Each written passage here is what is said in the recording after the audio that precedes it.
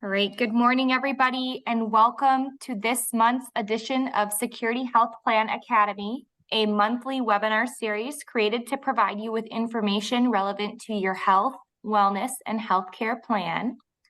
Today, we will learn how loss, grief, and mourning are interconnected aspects of normal life. Our very special guest will share positive coping skills and highlight warning signs and vulnerabilities to ineffective grief processing. I mentioned special guest because today's presenter was our very first presenter when we launched Security Health Plan Academy in 2021. Dr. Jacob Diestelmann graciously accepted our invitation to come back and share his knowledge on this very important topic. Dr. Diestelmann, thank you so much for accepting our invitation. We're thrilled to have you here, and we look forward to hearing your presentation. So without further ado, I will pass the baton to you. All right, well, thank you, of course, and I'm happy to be here and talk with you all for a little bit this morning. This is kind of a standard slide. I'm not going to dwell on it. Point is, nothing to disclose, no special interests, not gaining anything personally from talking today or what I'm going to be talking about.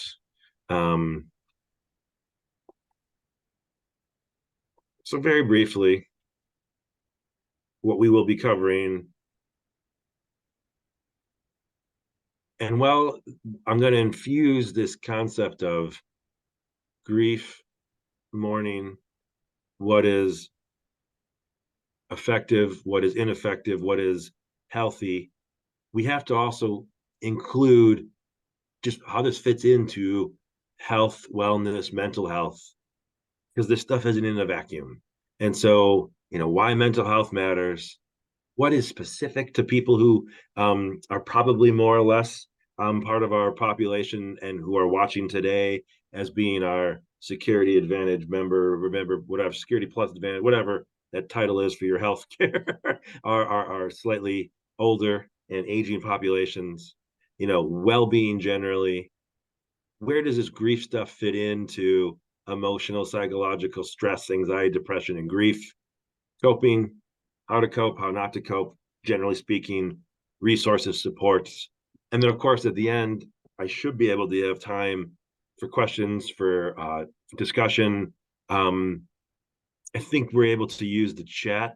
If not, please chime in, Ashley or whoever, if people can do that throughout, or if you want to wait to the item. I'm not sure exactly what makes the most sense, but I don't want to just talk for 30 minutes straight either. So time at the end, of course. So as we get rolling, this slide is kind of that starting block of why, there we go, kind of move something out of my way, of why mental health even matters. Just for some basic information here, around 30% of the population at any given time will have a diagnosable, significantly impactful meeting criteria for a psychiatric disorder at any one time, 30% of the population. And 50% of us will probably experience something like that in our lifetime. 50% is probably the low end too. 50, I've seen as high as 80. That's kind of high. But the whole point of those first two aspects are mental health and mental health needs, and significant mental health distress and disorders are unfortunately part of being human, given our world, our context, and what we end up doing and engaging with. So as a way to normalize, but just to give the descriptives, this is part of living. And so that last little box there talks about how people get treated, how these seeks are, and really who doesn't, what we're not doing. So maybe about 20% of us will receive any form of mental health care or substance abuse care, if that kind of coincides. A lot, not a lot, but a chunk of us will only go to primary care, but the vast majority of us won't ever get any help at all. So, at least today starts to orient you to some of this, give you things to look for, to watch out for, how to start to ask for formal help if that's needed for you. I'm going along on my own version of these slides too, so I want to not miss anything. As our population is aging, just things to think about here. as a number, 75 million or so of us will be over 65 in about 6 years. Not a crazy contemporary, but a very interesting study from 2012. 1 in 5 older adults experience mental illness, substance abuse needs, or both. And if that persists, that means about 15 million people in this age group by 2030 are going to have distress and have a need that rises to a clinical level of significance. And so just 2 other aspects to think about in terms of some of these descriptives and setting the table here. We probably have heard a lot, it's definitely in the news, adolescents and teens with suicide and increased mental health concerns. But our age and elderly population, that's the other big group. It's significant, it's on the rise as well. Older adults, again, make up about 12% of the population, but about 18% of suicides, specifically completed suicides. As we get older, we tend to be more effective in actually following through with successful or completed suicide as opposed to a suicide attempt. This is partially due that older adults, especially men, have better access and better means, more lethal firearms medication. Essentially, 1 in 4 seniors who attempt suicide will successfully die, where it's more like 1 in 200 compared to our youth population. So, while our youth is on a different rising trajectory, the significance, the absolute number, and the lethality of our older population is unique variables that really need to be taken into consideration for wealth and preventing health and preventing suicide and death. And just very briefly, what really shows out of research, out of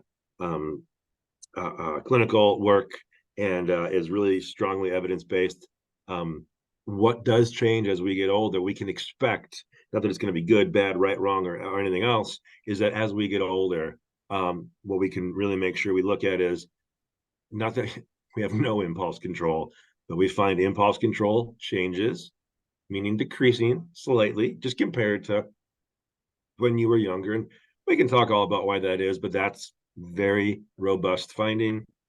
What we do know is that cognitive functioning slows, not that it gets worse. It just takes longer, whether it's word finding or working through a problem. It's just part of the aging process. And then, of course, as we get older, the ideas around or what happens with isolation socially, whether it's due to loss and death and grief, which we'll be talking more about, whether it's due to other factors of isolation. As we get older, we just have less social network of all kinds. And these are things that will directly correlate, impact, and be influenced by our mental health and our mental health wellness. And so what is well-being, wellness? These are about as broad but still useful as I could get. This could be a whole half hour, so take it for what it is. But well-being is a continuous process involving self-awareness and healthy choices resulting in a balanced life. Dimensions of well-being include physical, emotional, intellectual, spiritual, social, cultural, occupational, environmental. Again, pretty broad definition, but something for us to at least have a benchmark. And so as we start to think about stress, mental health well-being, anxiety, depression, grief, mourning, stress is kind of the starting block. Stress is an external event. Stress is discomfort, tension physiologically. Stress is reaction or internal response to external or internal events. And it's the interaction of all these things. That's stress. Stress isn't good or bad. Stress isn't right or wrong. Stress is part of life. But this is kind of defining that benchmark. And in fact, stress sometimes is important. If we don't get stressed, maybe we don't have motivation to change or do something or to engage in something. Um, it's wonderful to have no stress, but a lot of times when I'm pretty chill, I don't get off the couch. Sometimes that's important. Sometimes I need a little motivation. Stress can do that. So again, this is just kind of defining some of these things. And so as we move into what is stress, anxiety, depression, and grief, so we kind of have some benchmarks here. This is a continuum. These things are not good, bad, right, wrong, black, white, either or. Things like depression, I add a little visual at the bottom there. Sadness, major depression. They're on the same continuum. We often think of major depression, generalized anxiety, panic, complex, persistent grief as being towards that less functional, more distressing. But sadness, it's still not fun. It's part of life. Worry, while it might cause, again, distress, serves a purpose, as well as grief. The idea of depression, sadness, that's in a functional way, is it's a system of reappraisal and reassessment of what's effective and what's efficient. Anxiety is a threat response. Grief is a way to mourn, a feeling of the feeling we have as we mourn, as we work through change and we adjust. Anxiety really helps us avoid dangerous things. Depression helps us, I should call it sadness or affective dysphoria, helps us reassess and figure out what might be useless or futile, so we don't engage in things that are ineffective. And again, grief helps us with adjustment. It's a new normal. It's a change. It's something we probably couldn't ultimately control or avoid. And so it's that continuum. Is the sadness major clinical depression? Is the worry getting to a place of dysfunctional avoidance and anxiety? And is the grief a type of longing and forlorn that maybe can trigger sadness and depression and anxiety and disengagement? Or is it a type of adjusting to a new normal because there's been change? And so this point of this slide is to kind of help us not see these as good, bad, right, wrong, because that's often what we think about. How you doing? Good. How you been? Oh, I've been fine. Oh, no, either I'm fine or no. These things serve a purpose. It's to kind of, again, as it works in that stress, anxiety, depression continuum. And specifically then with mourning and grief. And I say that interchangeably. Grief is the feeling, the emotion. Mourning is the action. By action, we mean the behavior of grief. And these are things, and you'll see down at the bottom a citation from Alan Wolfelt. Anything by this person and their website listed there is absolutely wonderful to dive into specifics around this, knowing that we have a brief presentation today. But these are things that we have evidence-based, we find are needed through the phases of what it means to adjust after a loss. By acknowledgement, we mean the reality is. And people say, I can't believe this shouldn't have happened. It's not that you're actually lying or that you're not in reality. It is these little indicators that we got to sit with what's here. And there's real pain. There's real sadness and loss. Number two, pain, sadness, loss, that's expected. The extra stuff is the suffering that we're hoping to mitigate, to resolve, to change and cope with. Often as people lose a person, again, grief can be about many things, but people are a giant one.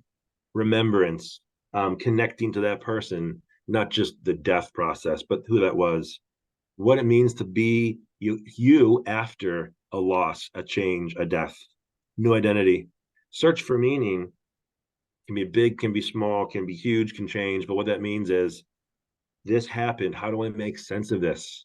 How do I find a meaning, not a fake one, not a Pollyannish or a positive for the sake of positive, but to see something, whether it's spiritual, religious, larger beliefs, meanings, and values. And of course, we think we know this, we think we do this, but as we grieve, as we mourn, the connection with others, going back to what I said earlier, knowing that as we get older, we would naturally lose interconnectivity, receiving and accepting support, asking for and actually taking it, and then reminding those who can that this is a need that doesn't just change overnight. That it's going to be there for a while, and it's okay to ask and do those kind of things. Essentially, yeah, as I stay on this slide, most of us have probably heard about stages of grief, those kind of whether it's shock and or denial, bargaining, anger, depression, acceptance. Those concepts, this slide, those concepts of stages, it's to remind us that there's a process. It's not because you go 1 through 6 or you go through those 5 stages. It's that there are stages, and that we have our own ways of doing that. If we focus on some of these things, that'll be more effective. Essentially, the only thing that's not effective is avoidance, is shutting down, is denial, is non-acceptance, whether it's just through your own distraction or through a substance, alcohol, drug, or through, again, shutting down. That's gonna sort of get in the way of a process of grieving and mourning. And again, stages are nice to think about. They're not because they're linear or you can't regress. It's to know that there's things you'll go through, and the process of going through is all that matters. And the process can be circular. It can come up, it can go down, it can be good for a while, there can be anniversaries, there can be cyclical, seasonal things, and you'll go through them in your own ways. So as we highlighted grief specifically, and as I'm watching time and things, as I mentioned a little bit about coping in the last slide and phases, generally stress, anxiety, depression, grief. As we look at all these, it's about awareness, it's about appraisal, it's about coping, it's about resources. Awareness of, not always easy, quite frankly, what is happening, how am I reacting, what, how. I know what's in the next bullet point, but it's is something happening inside of me? Stress reaction, anxiety, depression, loss, grief, are these interchangeable? Are these influencing each other? Awareness is not easy because we do have a bias to be what we call a normalcy bias. Things are okay. It is always been. This isn't a problem. I could have put that little, maybe you all have seen that picture online or on Facebook or wherever. It's a little cartoon, and it's that dog, yellow dog, drinking coffee, and the coffee, the office is burning, and the dog is like, everything's okay. That's the normalcy bias. and that really just highlights it's not always pleasant to be aware. As we become aware, what is this? That's the what, how we interpret. Again, knowing that stress, sadness, worry, grief are normative. How do I know my benchmarks? What is functional? What's dysfunctional? What is severe? What is standard? It That's what we're doing through appraisal, both what we're going through and how we're appraising ourselves. Now that we have some ideas of that this is part of life, it doesn't mean like what's wrong with me. Oh, I shouldn't be going to. Again, grief has phases, changes, stages, and you don't become better. You hold grief, you work with mourning, and you let happen what's supposed to happen. And it sometimes can take a long time. You don't ever fully get done. You just develop new meanings, new normal. Again, the appraisal of acceptance, of non-judging, and then also where am I on those spectrums from functional to dysfunctional, from normative to significant and clinically distressing. And of course, we'll talk in a moment coping. We kind of mentioned that with grief specifically on the last few slides, but what happens with stress? How do I deal with anxiety that's more than worry? Hey, depression can look like this. And so what does that mean that I do so I can just, hold a sadness but not fall into a depression? And then, I'll close a little bit with some resources, what to do formally, informally. And actually what I have here for you all That's it. Kind of goes to more of that awareness appraisal. Like, how can I pay attention to depression? That's the first skip scale, the PHQ-9. How do I pay attention to anxiety? That's the second one, the GAD-7. Overall, there's a distress thermometer thing you can look at. These aren't perfect. These aren't meant to be something you need to do as a chore.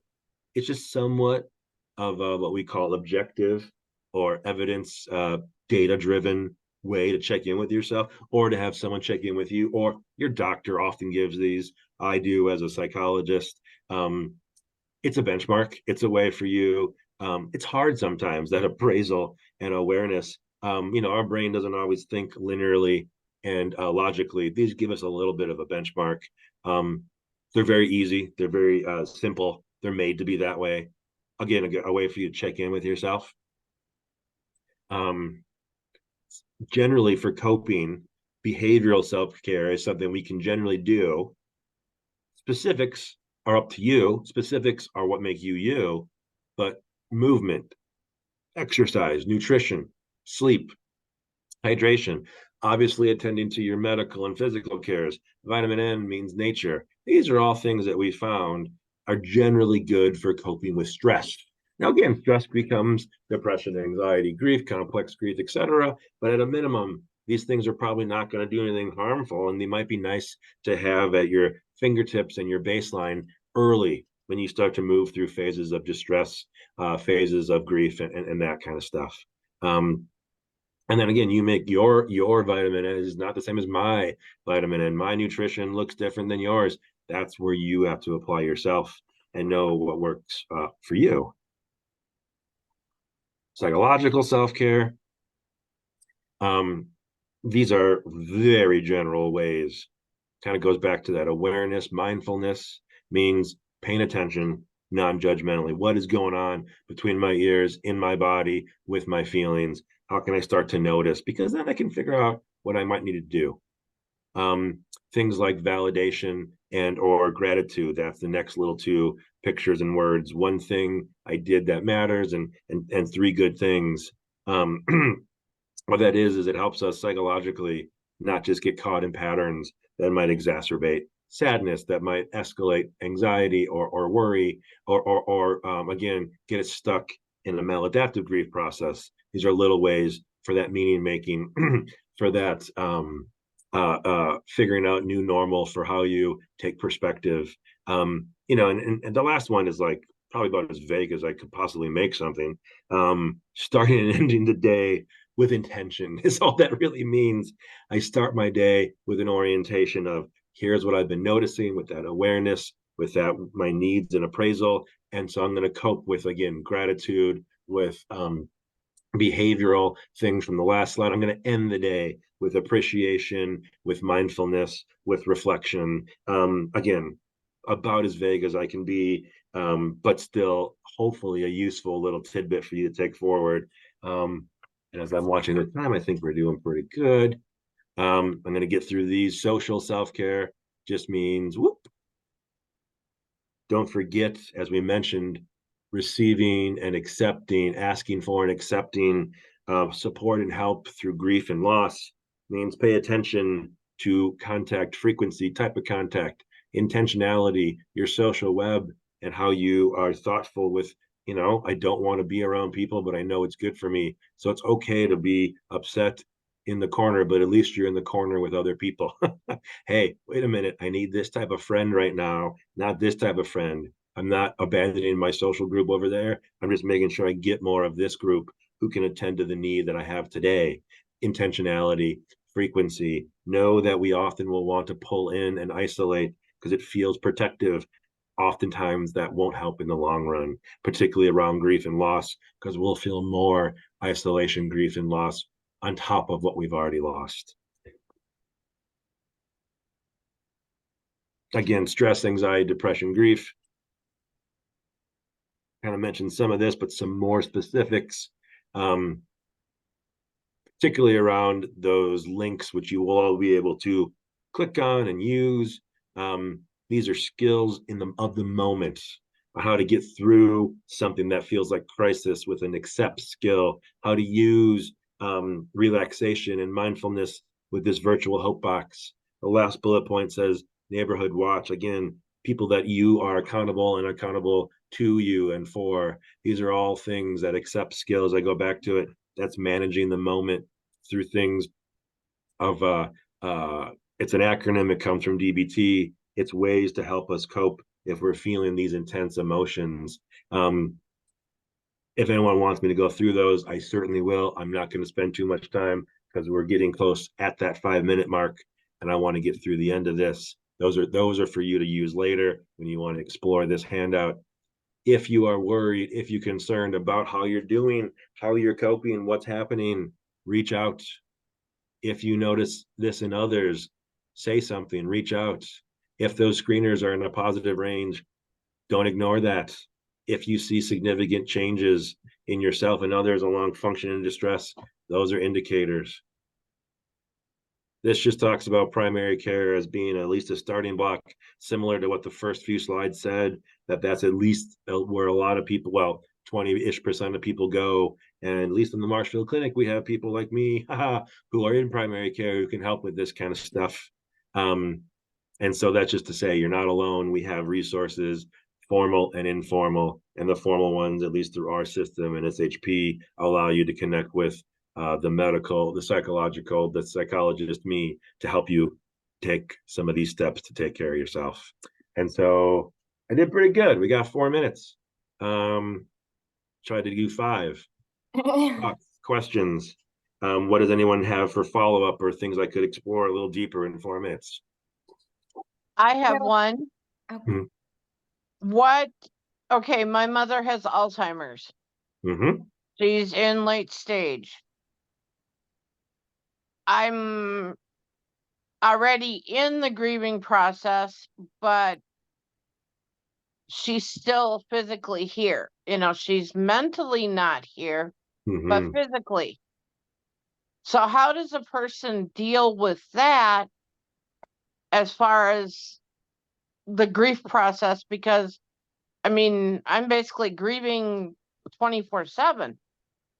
Yeah, it's almost, if I hear that, who she is mentally, cognitively, personality, that's going and gone, but yet she's physically alive. So it's almost like, how do I continue this process before I'm stuck in it, right? Because she's still here. So it's like it never goes away, which can be really challenging, particularly the Alzheimer's dementia part.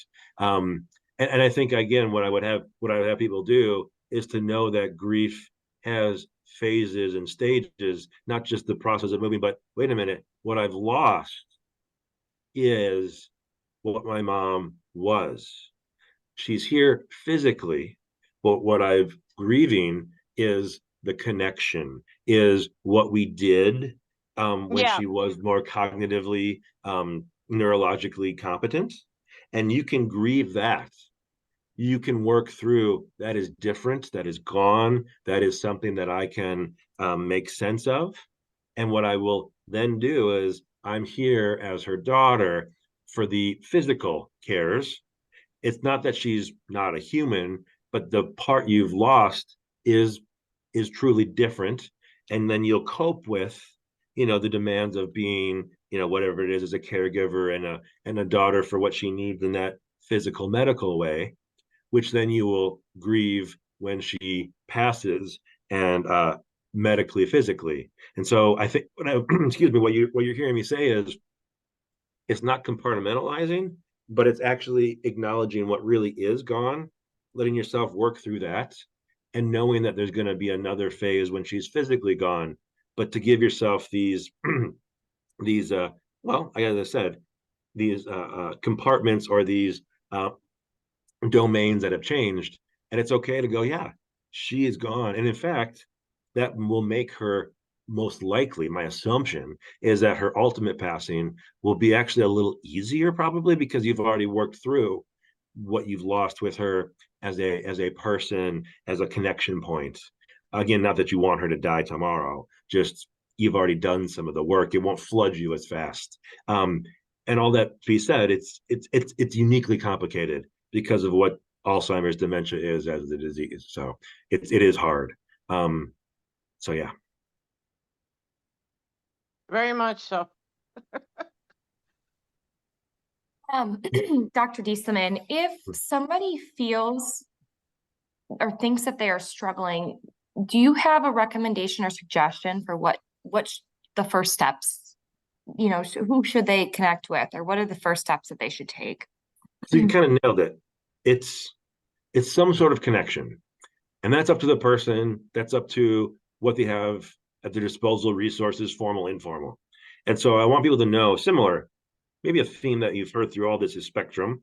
And I tried not to say that word 1,000 times, but even in terms of connection, it's a spectrum. So if you truly are away from family, friends, if there is none of that neighbor stuff, okay, use formal, meaning doctors and primary care and anything, because the idea is, I think I'm struggling. Can I get some insight, some assessment, some collaborative understanding on what maybe this is? Now, of course, the other end of that spectrum is the partner, spouse, friends, family, neighbors, community members. And the idea is to not hide yourself, is to, if you know that these people care, there's safety, and there is at all a willingness. That's why we have connections. Presumably, I'm assuming most of us, this is the assumption, I want to help people. I care about, again, family, friends, neighbors. So let's not deny them the chance to care, because they probably do just like I do. And so, again, that continuum would be, if you notice something, say something, see something, say something. That cliche, safety in airports, but it applies to us, because when we are alone, when we stay inside our head, what happens is we have no reference. Even if we are a professional, I can't treat myself. Even if we're not, we have no reference, and then we have this bias, these blind spots, and then we kind of drive ourselves nutty. We exacerbate, we escalate, we just fill in that gap, and we're not always our best friends. And so that's why just any connection, and then knowing there's a spectrum, and then truly, you are never actually alone. There is, all the way from 988, that's the mental health crisis line, county services, doctors' offices, professionals, to friends, family, community members, neighbors. We are not alone, and we are humans, and we're built to be social. So that bottom line, if you see, if you notice, if you're thinking, say something, speak up, ask, connect, go from there. All right. Well, we are a little bit over time, so I think I will go ahead and we'll close out this presentation. But if anybody in the audience today or down the line that sees this recording has a question, please feel free to submit those to us and we will work to get those answered. Yes, Thank please. you, Dr. Diestelmann, for the presentation. It was so good, and we're so glad that you came back. So yeah, I think that's it. Be well, everybody. Thank you so much for joining today. Thank you. Thank you.